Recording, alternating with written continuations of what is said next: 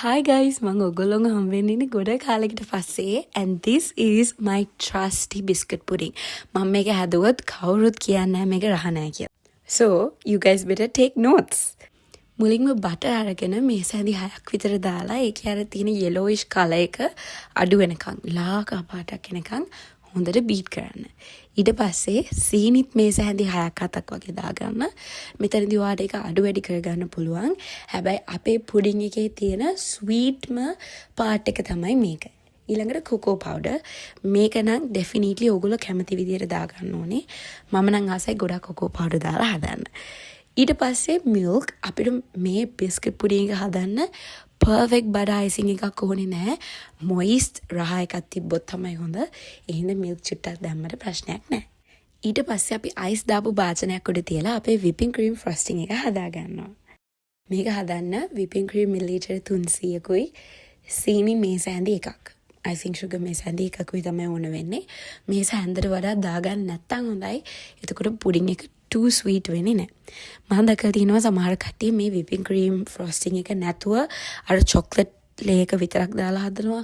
සමහර අය මිලිලීටර් 100ක් 150ක් දාලා ඒක chocolate frosting එකට mix කරලාම හදනවා. හැබැයි මේ විදිය තමයි මට හොඳටම ඇවිල්ලා තියෙන්නේ. ඔයගොල්ලෝ කැමති විදියට try කරන්න පුළුවන්. But I'm telling you මේක හරියටම try කරලා බලුවොත් ඔයගොල්ලෝ වෙන කිසිම විදියකට බිස්කට් පුඩින් එක හදන්නේ නැහැ. ඔන්න ඔය වගේ ගානට වෙනකන් හදාගන්න. මෙන්න මේක තමයි texture එක මීට වැඩිය beat කරන්න එපා. එතකොට butter එනවා whipping cream එකේ. ඊට පස්සේ coffee and milk. මේක හරියටම ප්‍රමාණය කියන්න බෑ. බිස්කට් එක හොඳට soak වෙන ගානට අපිට ඕනේ. මං සාමාන්‍යයෙන් මේ මාරික තමයි ගත්තේ. ලංකාවේ මාරික තරම් රහ නැහැ. උනට අවුලක් නැහැ. And then chocolate icing layer එක whipping cream layer එක දාගන්නවා. මේක සාමාන්‍යයෙන් 12 දෙනෙක්ට විතර serve කරන්න පුළුවන් ලොකු කෑලි. හැබැයි ඔයගොල්ලන්ට පොඩියට කපලා 20කට වගේ වුණත් serve කරන්න පුළුවන්.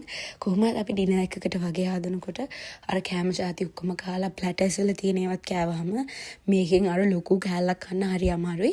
එහෙනම් ඇත්තටම මේක 15ක් 20ක් අතර අනිවාර්යෙන්ම serve කරන්න පුළුවන් මේ ප්‍රමාණයට ඔයගොල්ලෝ හදුවොත්. ඉතින් ඔය වගේම ආයෙත් බිස්කට් ලේ එකක් දාලා chocolate icing ලේ එකක් whipping cream ලේ එකක් දාගන්න ඕනේ.